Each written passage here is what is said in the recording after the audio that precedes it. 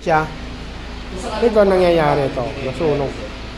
Yung bearing nito sa loob, nagkanda durog-durog, ang baga, ayan. Kaya pala sabi ng kasama ko, yung chinunap niya kasi maluwang, ayaw na umandar. Bakit? Kasi tutukod na, hindi na nagtutugma ang kanilang ano. May singaw. Singaw. Nung hindi pa siya nasusunod, pumaandar maingay. Oh, maingay. Tik. Kasi malaki ang clearance. Dito kasi yun, ito, clearance nito. Tumatama to. Ito sila. So, ito,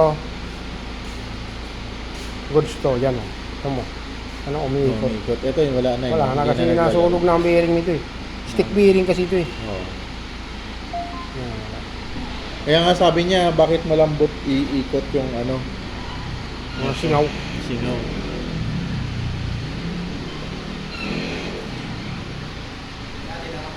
Ha? Meron? Ano sa rita? Rakarams. Meron.